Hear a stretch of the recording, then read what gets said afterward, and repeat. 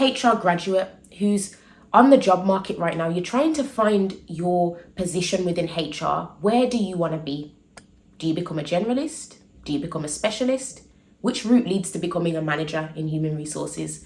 What do I need to do to be in these spaces? Who do I need to be to become an individual who's a specialist or a generalist? Do I want to be a thought leader, or do I want to be a functional leader? Do I want to be an expert in a specific core area, or do I want variety? Do I want to have an understanding in every single element of HR? In today's video, I am going to talk about the differences between being a HR generalist and a specialist, and I'm going to be talking about some key factors that may help you to decide what area is best for you. So what is a human resources generalist?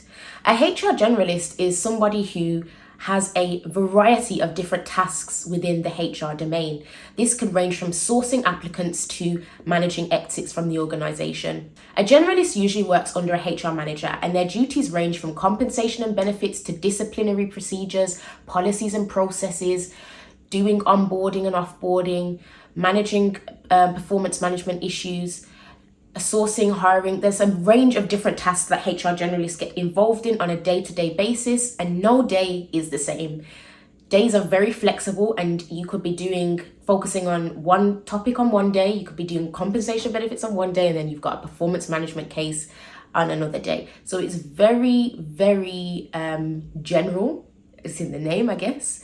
And there's a variety of tasks involved with this type of role. Now, all of these areas that I mentioned and more are on the CIPD profession map, and I did a video specifically on that. So if you want to check that one out, please check it out now and pause this video and come back just to understand what the different areas are that generalists do have a general scope on. Now, a HR generalist title is not just HR generalist. I'm actually a generalist right now. HR administrators, HR business partners, directors of people, head of people, all these different types of roles, HR officers are generalist roles in some capacity. So it varies on levels. You can be a generalist from an entry-level position right up to a very senior level management position. So there is a lot of options. So what is a human resource specialist? So a HR specialist is somebody who, it's in the name, I guess, specializes in one specific or a couple of specific areas of HR. They have that core knowledge and expertise in that. They have more of a detailed understanding of it. They are subject matter experts in those specific areas, and they're that go-to individual when it comes to anything around that subject. So, for example, you can have a specialist in learning and development, compensation and benefits and total rewards, payroll, onboarding, talent management, diversity and inclusion, workforce planning, organizational development. There are many different types of specialist roles that you can go into as a HR specialist.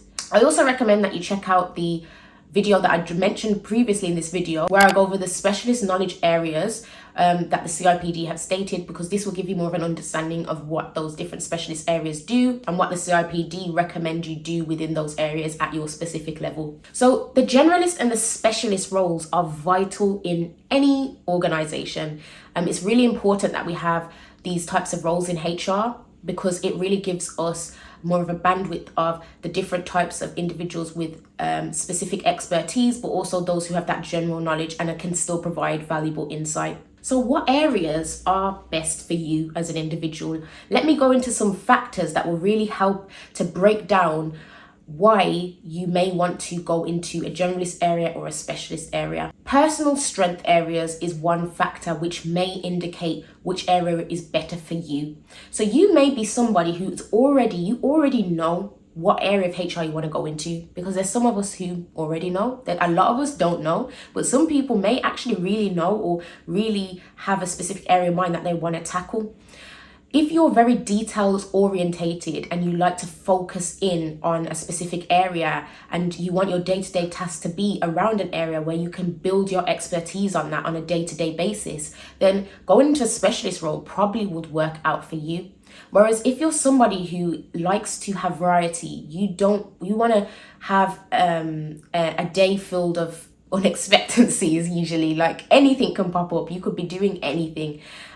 You are in a position where you you wear many hats. You like to do loads of different things. You don't just want to focus on one area. And your learning type is more of a horizontal one versus a vertical learning type for those who are more centered into learning a specific expertise. Then you may want to go into a generalist role. So it actually does come down as well sometimes to personality types. And what do you as an individual, what do you find most valuable? So the second factor to consider is career aspirations and goals. What's your goal right now for HR? Like, where do you see yourself and where do you want to be? Now, a lot of people, and I was one of them, had no clue what HR really is and what it means. A lot of people, when you go into this profession, you hear a lot about people and it's to do with people, but you don't really know what are the different elements that make up HR. So if you're somebody like that, generalist roles are preferably the first option and first choice, especially if you're like a graduate and you're trying to figure out what HR means. Going into a generalist role is going to help you out with that, because you will be able to sit and wear many different hats. You are going to learn how to do things in each of the different areas. And one day, if you want to specialize, you can. Generalist routes, a lot of people who want to become directors and HR people leaders will usually focus more in on being a generalist, because you can do that to become a functional leader. So that's really the best route if you want to become a functional leader. But let's say you want to be a thought leader. That does not mean you can't be a leader, because you could be a specialist. You can start off as a specialist in an entry-level role, because there are entry-level specialist roles if this is what you're thinking of doing, and you can become a thought leader. You can become the head of compensation and benefits, or the head of learning and development. You can become the head of total rewards. You actually can. Those jobs do exist, and I think a lot of people sometimes think that the only way to become a leader in HR is to be a generalist and go down that route. No, you can be a specialist if you want to be, and you can be a leader as a specialist too, but it just depends on what your career aspiration is and where you're thinking of going. So for example, for me, when I finished my HR degree, I thought that the best thing for me to do was to get any type of HR job which gives me a general idea of what it means, and my internship was able to help me to do that. And once I started going to my internship, and then I became a HR administrator, and I was learning more within that role, I realized that I love career development. I like career development opportunities, learning and development tasks, and that's something that I want to kind of become a specialist in. So on my journey currently, I'm at this place now where I'm a business partner. I am specializing a little bit more with working alongside learning and development and talent acquisition. And that's more of my focus, and that's more of my project focus areas. One day I may decide to go down the learning and development route and become a leader in learning and development and become head of learning and development. I don't know. But that's just an example of thinking about your career aspirations and then thinking about what's the best route to take for you. Right, so another factor which you might need to consider is the choice of organization that you go for. Now, smaller organizations usually have a HR individual who's in that organization, but they're wearing every single hat. Like they're the HR manager, they are the administrator, they're the learning and development person, they are the total rewards individual, they're the payroll specialist, they're doing everything. So you could actually, and a lot of people do recommend that you go into like smaller companies to start off with, because you will have to take on the responsibilities of all of these different hats in order for that business to run, that HR function to run. So that's actually really, really good experience, I would say. But you can also be a generalist in a larger organization, but within larger organizations, typically they have different areas of specialisms which you can be a part of. So they'll still have generalist roles like business partner roles and administrator roles or advisor roles, but they also may have those specialist divisions like learning and development departments, total reward departments. They may have a payroll specialist. So you need to really look into the type of organization that you're going for to really understand, okay, what does this HR department look like and where am I going to fit into it?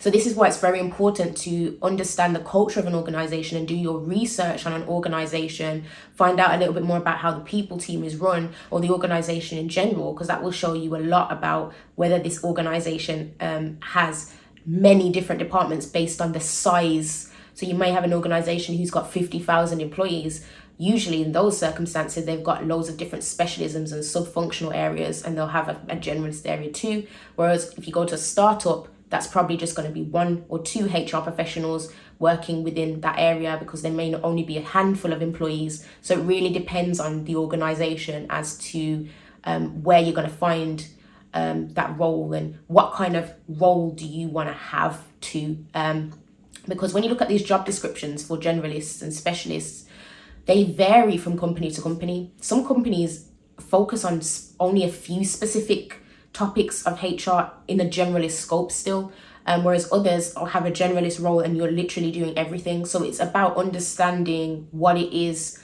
what kind of experience that you want to have, and where you think the right fit is. So another factor to consider when thinking about the generalist and specialist route is compensation. And I know pay plays a big factor in everybody's lives. So to be honest, when you're looking at pay, sometimes it really depends on the demand for that specific role at the time. So there may be a bigger need for HR professionals in a specific period of time. So let's say like post-pandemic, or within the pandemic, the human resource department, there was a high need for generalists within that, or even specialists, because there was a lot of layoffs, and there were also a lot of reworking different policies about, like, let's say well-being, because mental health and well-being was a major factor in that time. So they would probably be looking for more well-being specialists at that time. Or with the layoffs, they may be looking for individuals who are more specialized in employee relations.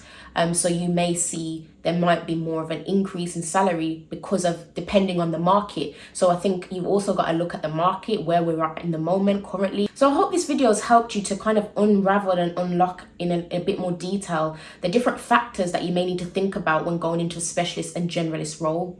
Yes, when you come out of uni, a generalist role is usually the area that many people go into. But if you want to become a specialist in a certain area and you've already got that mindset of wanting to be a specialist, you can still do that and become a thought leader in that area. If you want to understand more about the specialist areas in HR and also the core knowledge and core behaviors that you need to have as a HR professional in general, then please check out my CIPD resources playlist, where I go through all of these details about the core behaviors and knowledge of the CIPD and how that's going to help you to become that generalist or that specialist. Thank you so much for watching this video, and I'll see you in my next one.